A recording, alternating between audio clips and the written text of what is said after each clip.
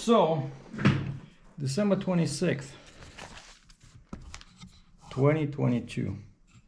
So this year definitely was full of surprises for yours truly. And I thought I would just go over, look back at the year 2022. So first off, I left trucking in September based on all constantly increasing costs, and especially fuel, insurance was going up, and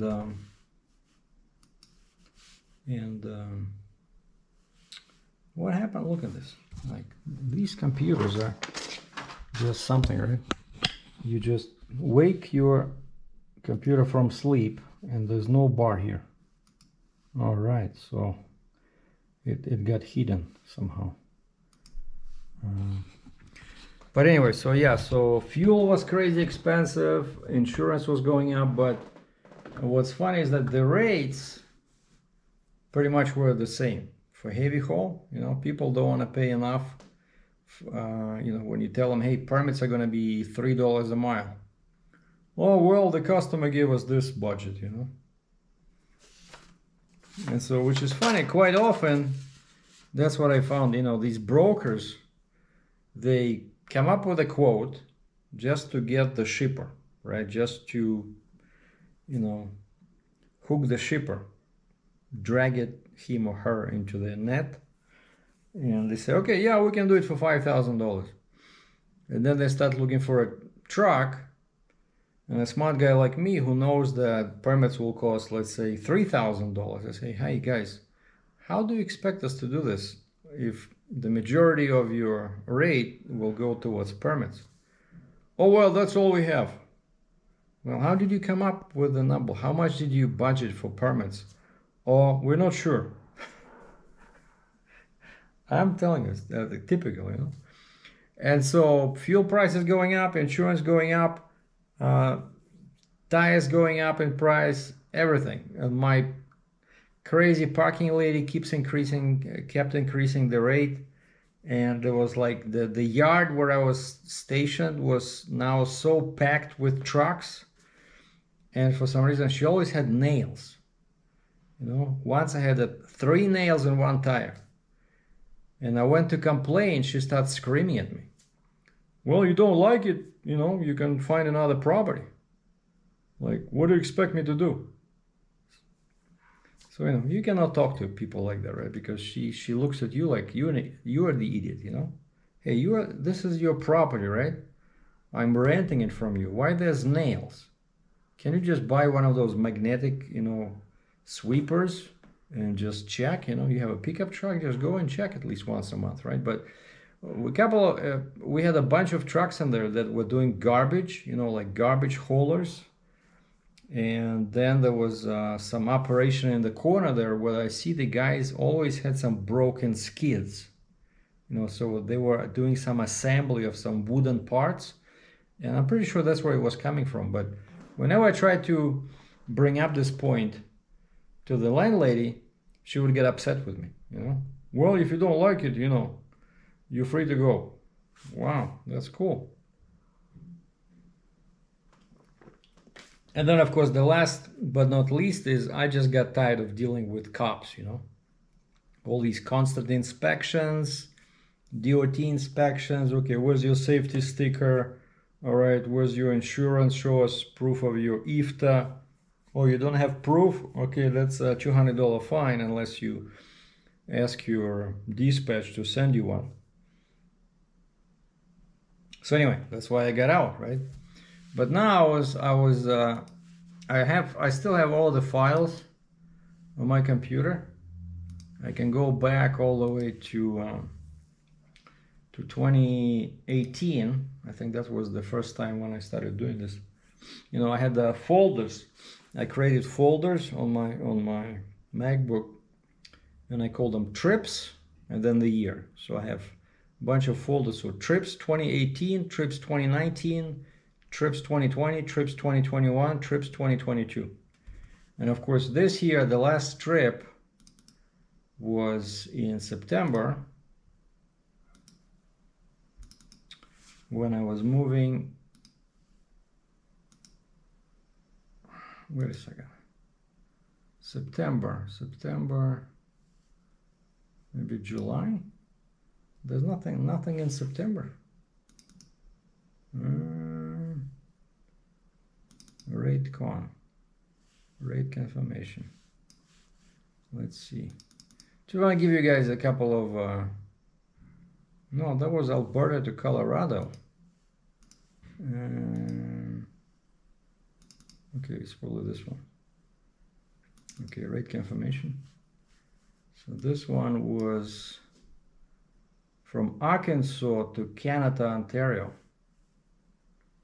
But still not the right one. What happened to my September load? Because I remember I moved that big machine, and for some reason it's not here. When I went downtown Toronto, because I remember that was my last load. But I have another handy folder called books and bills of, and inside I have all my bills of lading. So let's see, what's the last one? The last one was number 1482. Bill of lading from Wisconsin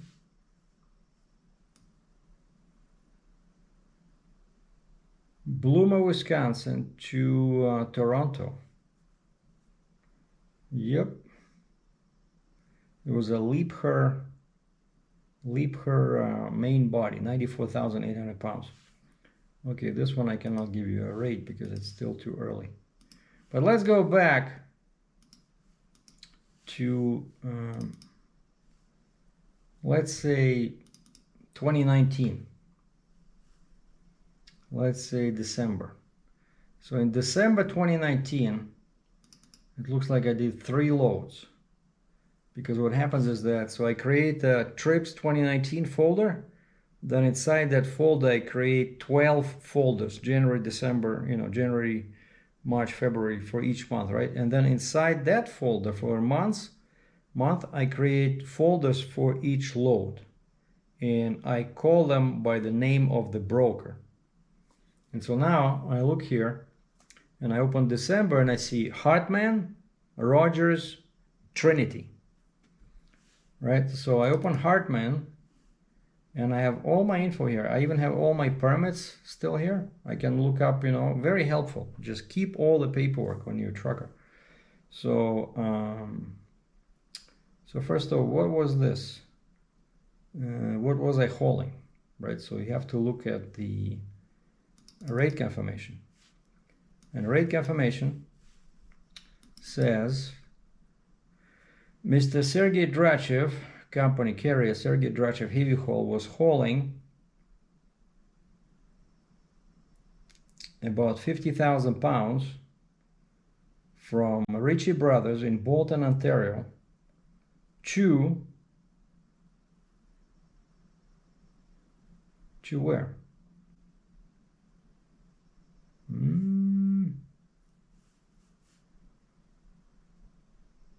Funny, no address, but I know it was North Dakota. I still remember this. It was remember that once it was power only, and I moved like a humongous 100-ton trailer. So it was stacked on top of each other, bunch of Jeeps, boosters all together. So it was a humongous trailer, and it says here that they paid me, unbelievable, $5,000 plus $334 for permits. So $53.34 from Bolton, Ontario to the very end of North Dakota. Wow, this doesn't sound too good. So that was one broker, and that was my one load. I just looking at December, because now it's December, right? So I just wanted to give you guys an idea, because everybody was always bugging me about rates. And then, and man, I still remember all these loads, you know? Like, you show me a picture, like, you guys remember this one? I know right away what it is, because you see that building, that CBP, Canada Border Protection. This was Lewiston, or basically it was this machine. So some guy from Quebec brought it to the port, but of course it because it's a used machine, it required you know, paperwork. So he didn't have any paperwork, so he just dropped the excavator right in there, and see they blocked it with this. And so then I got hired just to move it from basically from the border to, of course, I was loading myself, you know, I had to disconnect and load it myself. Oh, and of course, by this time, they send me all the paperwork. So I was doing the exporting. And so, to give you an idea, so this load, again, we can go all into my, I can click on POD, proof of delivery, just to confirm, and it says, yeah, 2014 Volvo ECR 305CL, about 82,000 pounds, moved from Niagara Falls Bridge Commission in Lewiston, New York, to Dryden, Ontario. Oh, wow. Dryden, Ontario. Oh, and I remember this guy as well. I remember there was a very nice gentleman at that location in Dryden, which of course is, you know, very far north in Ontario, but he was super helpful. I called him, he gave me directions. And so this was, let's see, I'm clicking on my invoice. So this paid 6900, $6,900 US. And so this was 11 feet wide and 11 foot tall. And the actual weight, I always try to put the actual weight on my invoices if I manage to scale, and I try to do that all the time. The actual weight was 79,000 pounds, so $6,900 US from US border, pretty much in Buffalo, to Dryden, Ontario. So again, this is not fresh numbers. This is before COVID, right? 2019. So, you know, not that good. It should pay way better. And then the last one I did in December 2019 was this. So this was a huge Komatsu, and they took off the stick and they took off the bucket because it was already way too heavy. I think it was about 90,000 pounds.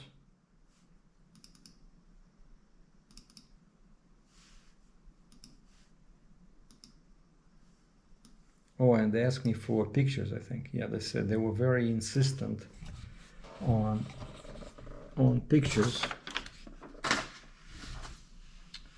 And so I had to take a bunch of pictures here.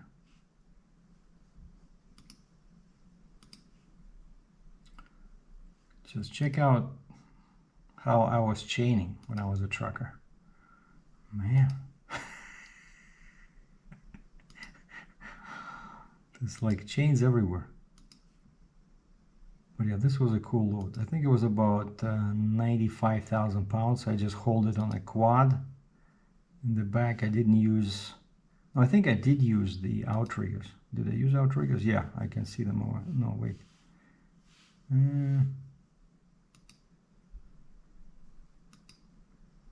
Did I use them? Yeah, okay. Yeah, I see them. I see the outriggers because, yeah, this thing was very wide. And so this one actually was a very good load for me because, and I remember this right, what, 19, 20, 20, 3 years ago, I remember everything. Because this was from Pennsylvania, and it was supposed to go to, okay, hold on, let me find the rake information, like the original rake information. And directions to bars, peaks, small peaks. I don't see. I see bars. I see ICI. I see all my permits still here. I see New York, Ontario permits. Oh, POD.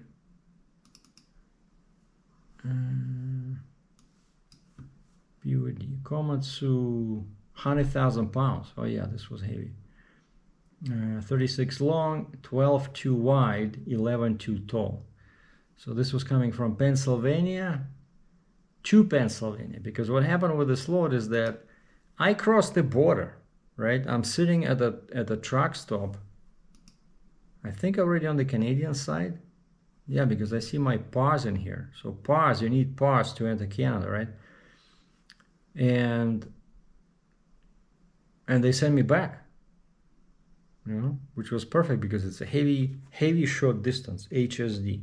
So they paid me to take it to Canada, and I parked, I think, in Fort Erie, and I was sitting there for some reason, and then they changed their mind, so they sent me right back, so I didn't have to unload. And that's why I see here, I see permits, and then I see a return, like New York permits and then New York return, and finally I see my invoice. Okay, the invoice was shipped from New Kensington, PA, delivered on 12/12/19 to Ontario, Canada, stop 1, delivered to New Kensington, PA, stop 2, $9,000. Now we're talking. Check this out, right? From Pennsylvania to Ontario, probably, I don't know, 300 miles and back, and I got $9,000. Whereas these previous trips I was mentioning, right? Like a lot of miles, not enough money. So if you're planning to do heavy haul, that's what I suggest you look into something like this. Just remember the abbreviation HSD, heavy short distance. That's the key in this business for heavy haul. Okay, so that was my December 2019. Now out of fun, and because we're all just killing time, so let's look at 2020, which was already, the pandemic started like in March, right? So this was December 2020. So I did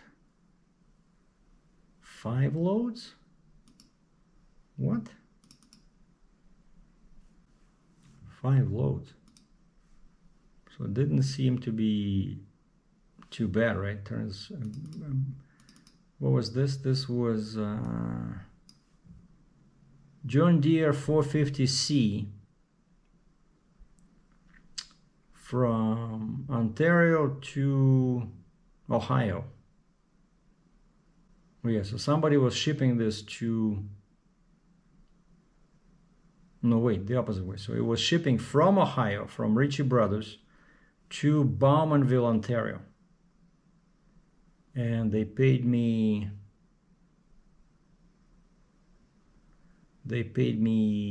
7,000 Canadian, and then they revised it and they gave me extra $280. So I got 7,280 bucks Canadian from Ohio to Bowmanville, which is not too bad because the distance is pretty short. So this was first trip. Well, maybe not the first, but. And then the second one is here. This was, what was this? A Caterpillar 336, 88,000 pounds, shipped from Ontario to Quebec. And the guy paid me 5,250, 5,250 Canadian, which is, so it's about like 400 miles. 5,250 Canadian is not too bad. This was number 2, and the number 3 in December 2020 was Caterpillar 336 again, from Tennessee to Ontario. So about what, 600-700 miles. Paid 7,000 US, all inclusive. Okay. And then number four, oh yeah, so number four was I see the folder with a broken name, but inside I see carrier packet and PDF carrier, like two files. So which means that we were talking about something. They asked me to do the onboarding, like a carrier approval procedure, but it never translated into getting a load. And then the last one is, okay, this one looks real. Okay, this one was this, when I was moving this farm tractor. So I left all my flip axles at home and it just went empty there with a tandem. Yeah, just went there with a tandem, but I kept the long neck. And this was from order confirmation. Okay, where's my invoice? Raycon invoice. This was from Wisconsin to Ontario, which is like 600 miles. But this thing weighed 30,000 pounds. No, wait, this cannot be a 30,000 pounds. It was like maybe 20. Farm tractor. So 29 long, 10 wide, 11.6 tall. Shipped from Wisconsin to Ontario. Like not too far from Toronto. So only paid 2,500 US. And I'm pretty sure I drove empty there, because otherwise I wouldn't have a tandem trailer, because I never drove with a tandem trailer unless. So I went empty to Wisconsin from Ontario. Then I came back with a load, and so it was probably like $2 a mile. But why I did this, I still remember, is because I was due, like some payments were due, right? And so you have to manage your cash flow, and then even this little amount helped me to stay in the black with the creditors. Let's say my Jeep was $1,000 Canadian, right? And if I don't have enough money, I have to do something. So I don't care. The banks don't care about the rate per mile, right? Banks, you can do 20 cents a mile, they don't care. All they want to see is money in your account. And so sometimes you have to do this, right? So this was the last one. So this was 2020. And let's just, for giggles, let's just see what December 21 was like. December 21 shows 3 folders, so 3 brokers I worked with. The first one,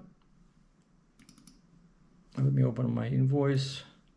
The first one was pipe layer, 86,000 pounds, from West Virginia to Northern Ontario.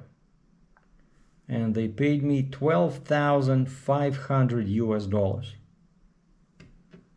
5,000 US. Wow, that's pretty good. And then the next one, December 2021. You guys remember this? I had a bunch of videos about this called the bad dozer. Remember when this thing didn't start and we had to use a tow truck to drag it on the trailer because the tracks were spinning. And the guy was shipping this from a roll-on, roll-off port, a row, where most people would know that if it says a row, it means that the equipment or machinery must be able to move under its own power, which it did not. And so when I arrived at the port, the guy signed all the paperwork, everything was good, but then I started it, and it started leaking like crazy from the track, some spot on the track, and by the time I went to get some hydraulic oil, because we figured out, you know, that's what you cannot start it if it doesn't have enough oil in the transmission. And why I didn't have it enough, because it was leaking. But in winter, everything froze. You could not see anything underneath. And so the port refused to accept the machine. Even after they accepted it, then when I came back, the guy just crossed out whatever he signed there, and he says, you have to take it back. So I had to, it was already unhooked, but it was still on the trailer. I couldn't drag it off. And so yeah, this was a 1965 Caterpillar D8, 75,000 pounds, still pretty heavy. So from Ritchie Brothers in Bolton to New Jersey. So they paid me $4,850 US, which is not too bad because it was 500 miles. So basically $7 a mile, including everything. But then I had to go to the hotel, right? And I parked like that, and I was waiting for them to figure out what they want to do. And this was in Bond, and the guy, the buyer, says, well, we found a store, they can fix it. And I talked to my bond guy, you know, the guy who gave me the bond, and he warned me that, he says, this thing cannot leave the trailer because you are on the bond. He says, it's your butt, you're responsible. And I said, I know, you trust me. I used your services quite a few times, you know, and he charged me like $400 and $450 for a bond, to use his bond. And so I have to follow what he's telling me, right? And he says, do not unload.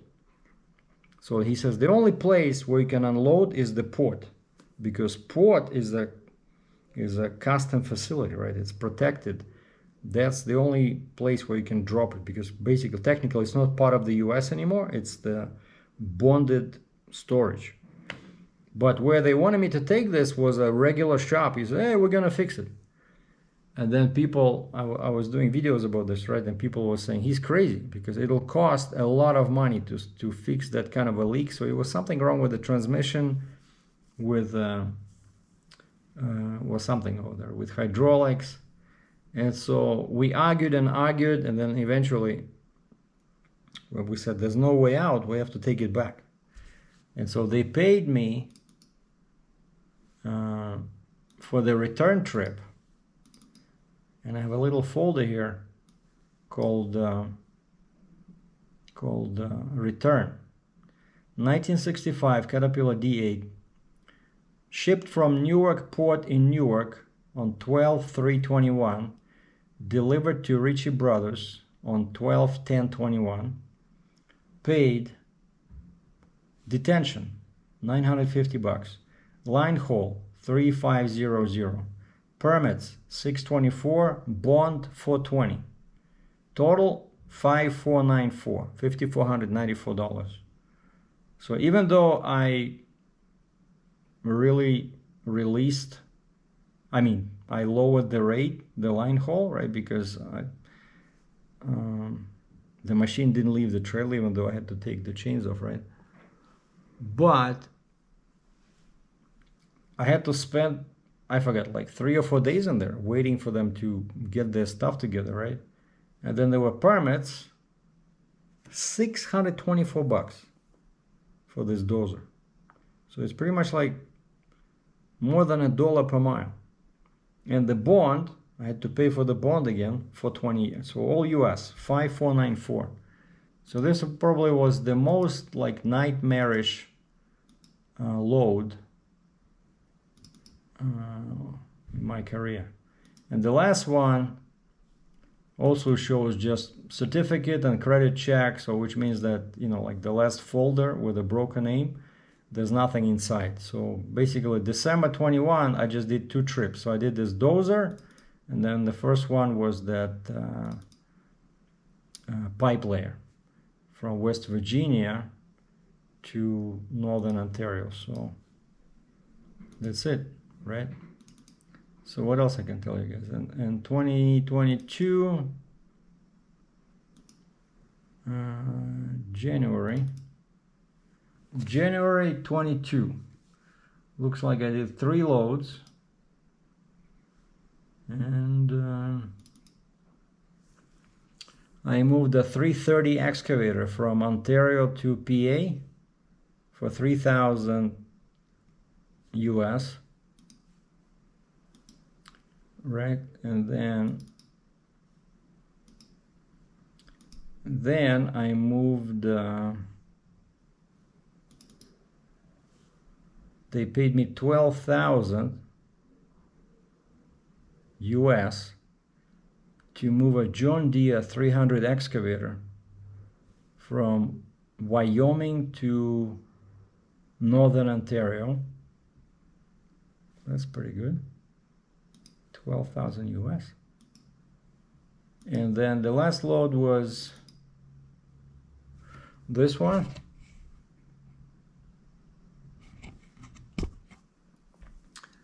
The last load in January. And so this paid, yeah, 1 second, I'm trying to find my invoice. This paid what?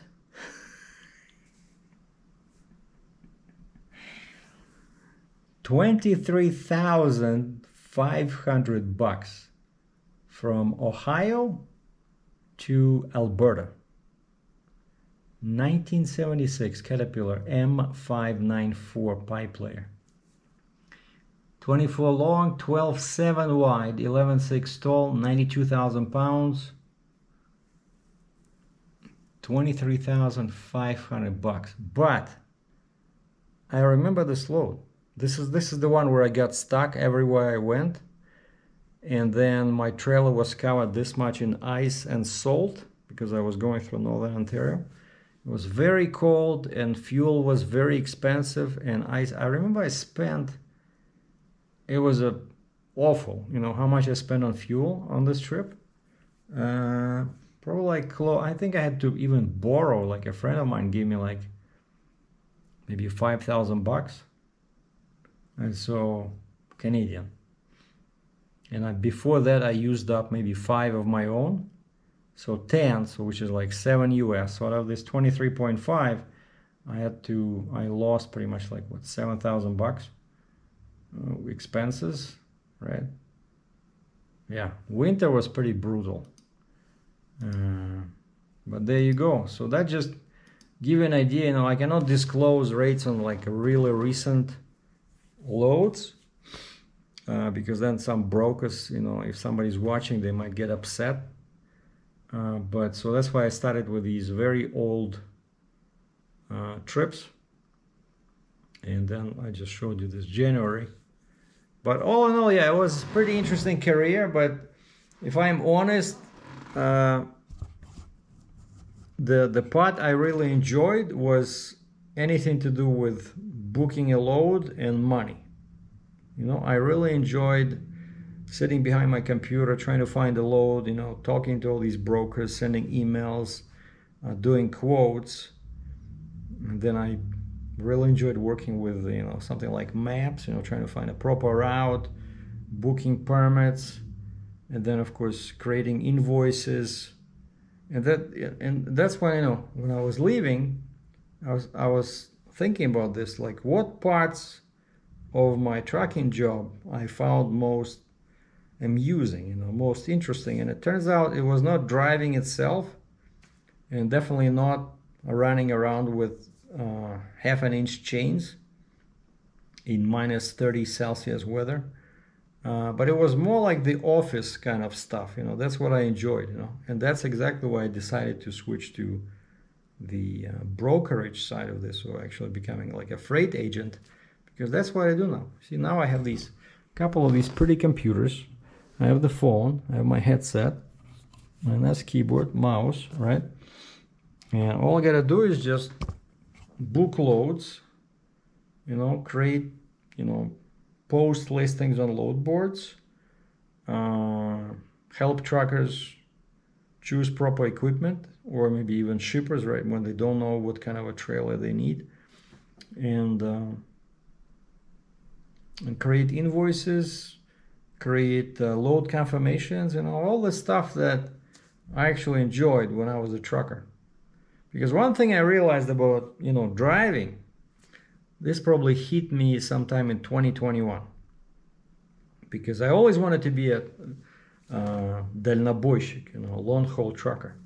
Ever since I was a kid, I almost dropped out of university because I wanted to go to a truck driving school. And I remember my family and everybody from my institute, pedagogical university, they were, Sergei, are you crazy? Please stay, you have to finish your diploma. And so I stayed. But as far as I remember, I wanted to be either a railroad engineer, machinist, or I wanted to be a long-haul trucker, дальнобойщик, or a pilot, right? And then a couple of years ago, I realized that, yeah, I like traveling, I like driving, but I thought, would it be more interesting to drive a car instead of a truck? Like, would I enjoy just driving around in a car? And I realized that, yeah, actually, I would love to just be able to travel all over US and Canada in my car, and let's say do my YouTube videos, go to some truck shows or car shows, any kind of interesting trade shows, and keep creating some content. But I definitely like traveling, but what I realize is that, a car or a pickup truck, right, it's much more comfortable than a truck, and you don't have to sleep in the truck. You can go to a hotel, right? And you don't need to deal with DOT, you don't need to deal with, e-logs, right? All this good stuff. And so, yeah. So sometimes I miss it, I look at trucks, like I notice trucks, I'm driving on the road, I notice trucks right away. And also it helps me be a good driver because I know what the truck is going through, and let's say when they're trying to turn, right? So I'm never trying to go between the truck and the curb when they're turning right, like some people will do it. So I understand truckers, so this helps me be a safe driver in my car, because I know what they're doing. So anyway, so this was a quick look at the previous year, what I was doing and the previous few years, just to give you an idea about the rates and give you some glimpse into why I decided to leave it. And this is what I'm doing now. So of course now there's not going to be any loads probably until the second week of January. And so far I only did one load, which was just a power only. And a guy bought a Landau type of a trailer. And they said, I have two loads in the works, but one of them is constantly being postponed because the buyer, a guy bought a machine from US, and the shipper wants me to help him with a truck to move it to Canada, but the buyer is having some financing issues, right? And without financing, they will not gonna release the machine, and they cannot give me a firm date on when the machine is available, right? So people call me and I cannot tell them when is this exactly shipping, right? And then I have a big forklift that ships from like inside Canada, from Ontario to Western Coast. And again, this guy disappeared about, they asked me for a quote in the beginning of December, and I gave him a quote, and the understanding was that this would be shipping around 22nd, basically the week of Christmas. And I sent him a couple of emails asking for an update. No reply, nothing. So, but we agreed on a rate. I found the carrier, but the carrier says, well, I can load tomorrow. And I said, well, unfortunately, you cannot load tomorrow because the machine is not ready. They're still painting it or something. Basically, it's like they're refurbishing this big forklift. But that will be an interesting load because it's a really, as you guys know, I'm trying to specialize in machinery and equipment because this way it's easier to find customers. You cannot just do everything, right? As a broker, you have to specialize, and especially since I know this stuff as a carrier, as a former carrier. So basically, that's what I'm trying to do. I'm trying to ship only what I'm familiar with, right? Equipment, dozers, excavators, pipe layers, cranes, any kind of equipment on tracks and wheels. So that's what I like. And maybe in the future, if one of my loads will be delivering or leaving from somewhere around here, since in the spring and summer I will have my Hellcat, right? We can just drive around somewhere where the guy is loading and bug him, give him some tips on chaining. But maybe, I was thinking if I can do a video, just maybe show how the guy is loading, and then, of course, I'm not gonna bug him, but just maybe do a video to show how other people are doing it, and then I can just follow him for a short distance and just show the truck and trailer as it's moving with the load, That was just something I was thinking for the future. But two things for sure, that two more topics that you will see on this channel in 2023, definitely because I deleted that Canadian range channel I started because I didn't have any material, I didn't have any news, right? So I took those 3 videos and I just posted them on my channel. And so if you're not interested in any firearms, just subscribe to the playlist that says what is it called, freight forwarding or trucking, right? Because those are the videos, they'll be on the separate playlist called firearms, right? But I'm definitely going to be doing videos about that, once I get my Mossberg 590. We'll do unboxing, we'll talk about the gun, and then I'll be doing some update videos, with a red dot install and maybe sighting this, and then of course I'll be trying to find some private property where they will allow me to do some fun target practice, because what's the point of shooting at a paper target, right? It's no fun, especially with a 12 gauge double O buckshot. I want to shoot some pumpkins, I want to shoot some metal plates, something, maybe some toilets. I remember there was a movie where the main character was she kept some toilets, she would buy some used toilets and she would stack them behind her house, and then when she felt really frustrated, she would take the shotgun and go in the back and start shooting at toilets. And her boyfriend said, "Why are you doing this?" And she says, "Well, it makes me feel good when I'm stressed. You try it." And the guy tried it. He says, "Yeah, it works." And so I find that these kind of targets are really much more fun than just some stupid paper targets, and then you have to deal with these gun clubs. And basically the shotgun I bought, it's kind of like a tactical shotgun, right? Because it has 18.5-inch barrel, which is legal, but that's not what most people at gun clubs use, right? They use for clay shooting or something, right? They use something like 24 or 26-inch long, like a huge one, right? So it wouldn't even fit in this gun case I just bought, right?